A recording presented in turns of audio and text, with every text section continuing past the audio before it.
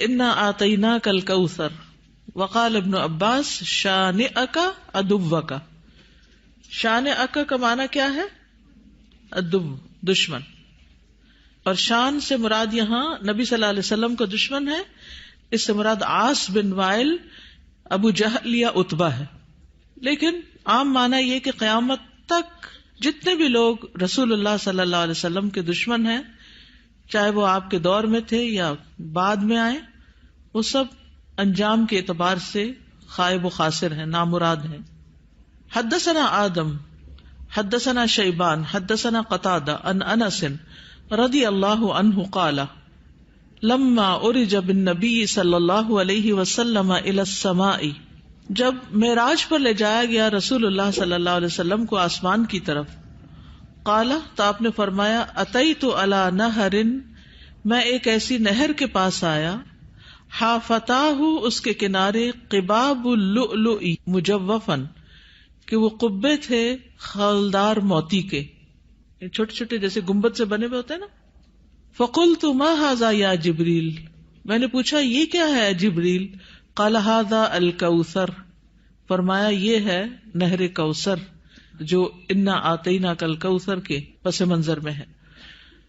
حدثنا خالد بن یزید الکاہلی حدثنا اسرائیل عن ابی اسحاق عن ابی عبیدہ عن عائشہ رضی اللہ عنہا قال، کہتے ہیں سألتها، میں نے ان سے پوچھا، عن قولہ تعالی، اللہ تعالیٰ کے اس فرمان کے بارے میں، انا آتیناک الکوثر، کہ انا آتیناک الکوثر کا کیا معنی ہے؟ الکوثر کیا ہے؟ قالت نہر، کہنے لگی یہ نہر ہے، اعطیہ نبیکم صلی اللہ علیہ وسلم، جو تمہارے نبی صلی اللہ علیہ وسلم کو دی گئی. شاطئاہ علیہ در مجوف، شاطئاہ اس کے دونوں کنارے، علیہ ان پر، در موتی ہیں، مجوف خولدار یعنی اندر سے کھوکھلے. آنیتہ اس کے برتنوں کی تعداد کا عدد النجوم، ستاروں کی گنتی کے برابر ہے. ستارے کتنے ہیں گن سکتے ہیں؟ انگنت. رواہ زکریا و ابو الاحوص و مطرف عن ابی اسحاق. تو انا آتیناک الکوثر کا معنی کیا ہے؟ بلا شبہ ہم نے آپ کو کوثر عطا کی. حدثنا یعقوب بن ابراہیم حدثنا حشیم حدثنا ابو بشر عن سعید بن جبیر عن ابن عباس رضی اللہ عنہما انہ قال فی الکوثر هو الخیر الذی اعطاہ اللہ ایاہ، کہ کوثر وہ خیر ہے جو اللہ نے آپ کو عطا کی. قال ابو بشر قلت لسعید بن جبیر، ابو بشر کہتے ہیں میں نے سعید بن جبیر سے کہا جو ابن عباس کے شاگرد تھے، فإن الناس يزعمون انه نہر، کہ لوگ تو یہ سمجھتے ہیں کہ وہ ایک نہر ہے، فی الجنت جنت میں. فقال سعید، تو سعید کہتے ہیں النہر الذی فی الجنت، کہ وہ جنت والی جو نہر ہے، من الخیر اس خیر میں سے ہے، الذی آتاہ اللہ ایاہ جو اللہ تعالیٰ نے آپ کو عطا کی. تو کوثر کا لفظ جو ہے یہ لغوی اعتبار سے کثرت سے ہے، اس سے مراد خیر کثیر ہے، جیسے کہ آگے ابن عباس کہتے ہیں. اور اس میں دوسرے معنی بھی آ جاتے ہیں، جیسے جنت میں نہر کوثر وہ اسی خیر کثیر کا حصہ ہے، یعنی خیر کثیر عمومی لفظ ہے اور پھر اس کی مثالیں ہیں جیسے نہر اور حوض وغیرہ. اسی طرح حوض کوثر کو بھی اس کا مصداق بتایا گیا ہے. اہل ایمان جنت میں جانے سے پہلے رسول اللہ صلی اللہ علیہ وسلم کے دست مبارک سے اس کا پانی پیئیں گے. اس حوض میں پانی جنت والی نہر سے آ رہا ہوگا. اس طرح تطبیق ہو جاتی. یعنی اگر کوئی یہ کہے کہ کوثر کا معنی کیا ہے، تو عمومی لغوی معنی کیا ہے؟ خیر کثیر. اور نبی صلی اللہ علیہ وسلم کو اوور آل خیر کثیر ہی عطا کی گئی تھی. اور پھر خصوصی معنی کیا ہے؟ نہر کوثر اور حوض کوثر. حوض کوثر میدان حشر میں ہے، جس سے پانی آئے گا کہاں سے؟ نہر کوثر سے. اور نہر کوثر کہاں ہے؟ جنت میں ہے. اسی طرح آپ صلی اللہ علیہ وسلم کو دنیا میں جو بلند مقام ملا اور آپ کا ذکر کثیر ہوا اور آپ کو فتوحات نصیب ہوئی، یہ سب بھی خیر کثیر میں شامل ہے. دنیاوی اعتبار سے کیا کیا ہے خیر کثیر میں شامل؟ فتوحات، بلند مقام اور ذکر کثیر. نہر کوثر کی خوشخبری سن کر آپ صلی اللہ علیہ وسلم بہت خوش ہوئے تھے. صحیح مسلم کی روایت ہے, حضرت انس کہتے ہیں کہ ایک دن رسول اللہ صلی اللہ علیہ وسلم ہمارے درمیان تشریف فرما تھے. آپ پر نیند سی طاری ہوئی, پھر آپ نے مسکراتے ہوئے اپنا سر اٹھایا تو ہم نے عرض کیا, یا رسول اللہ آپ کس بات پر ہنس رہے تھے؟ تو آپ نے فرمایا, مجھ پر ابھی ایک سورت نازل ہوئی. پھر آپ نے بسم اللہ الرحمن الرحیم انا اعطیناک الکوثر فصل لربک وانحر ان شانئک ھو الابتر پڑھی, اور فرمایا کہ تم جانتے ہو کہ کوثر کیا ہے؟ تو ہم نے کہا اللہ اور اس کا رسول ہی بہتر جانتے ہیں. آپ نے فرمایا, بے شک وہ ایک نہر ہے, مجھ سے میرے رب نے اس کا وعدہ کیا ہے, اس میں بہت سی خوبیاں ہیں.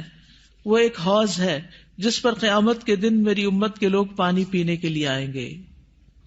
تو حوض کوثر کیا ہے, اس کی ڈسکرپشن کے بارے میں کچھ احادیث ہمیں ملتی ہیں. ہم میں سے ہر مسلمان حوض کوثر کا ذکر تو کرتا ہی رہتا ہے یا سنتا ہی رہتا ہے, لیکن اس کی بہت سی ڈیٹیلز ہمیں نہیں معلوم, تو ان کو ذرا دوہرا لیتے ہیں.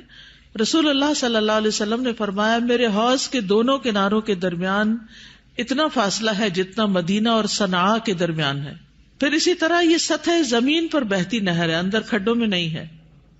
رسول اللہ صلی اللہ علیہ وسلم نے فرمایا, مجھے کوثر عطا کی گئی, وہ ایک نہر ہے جو گویا کہ سطح زمین کے اوپر بہتی ہے. حوض کوثر کی مٹی جو ہے, آپ نے فرمایا میں نے اپنا ہاتھ اس کی مٹی میں ڈال کر دیکھا تو وہ خالص کستوری کی تھی, یعنی خوشبودار. اس میں کنکریاں بھی ہیں اور وہ اس کے موتی تھے, یعنی سطح پر ہوتی ہے نا کنکریاں پانی کی سطح پر, تو وہ موتی تھے. جنت سے آنے والے سونے اور چاندی کے 2 پرنالے ہیں جو اس میں گرتے ہیں. اس صحیح ترغیب و ترغیب سے, یعنی 2 پرنالے جو جنت سے پھوٹتے ہیں, ایک چاندی کا اور ایک سونے کا, وہ اس حوض میں گرتا ہے. حوض پر سونے اور چاندی کے برتن ہیں. اللہ کے نبی صلی اللہ علیہ وسلم نے فرمایا, تم دیکھو گے کہ حوض کوثر پر سونے چاندی کے آبخورے ہوں گے جن کی تعداد آسمان کے ستاروں کی برابر ہے, یا ان سے زیادہ بھی روایت میں آتا ہے. اور پھر وہ برتن جنت کے برتنوں میں سے ہوں گے. کسی نے عرض کیا, یا رسول اللہ حوض کے برتن کس طرح کے ہوں گے؟ آپ نے فرمایا, اس ذات کی قسم جس کے ہاتھ میں میری جان ہے, اس کے برتن آسمان کے ستاروں سے بھی زیادہ ہوں گے, ستارے بھی ایسی اندھیری رات کے جس میں بالکل بادل نہ ہو. پھر وہ برتن جنت کے برتنوں میں سے ہیں. اس کا پانی ٹھنڈا, میٹھا اور خوشبودار ہے. رسول اللہ صلی اللہ علیہ وسلم نے فرمایا, میرا حوض عدن اور عمان کے درمیانی فاصلے جتنا ہے. حوض کا پانی برف سے زیادہ ٹھنڈا, شہد سے زیادہ میٹھا, مسک سے زیادہ خوشبودار, اس کے آبخورے آسمان کے ستاروں کے برابر ہیں.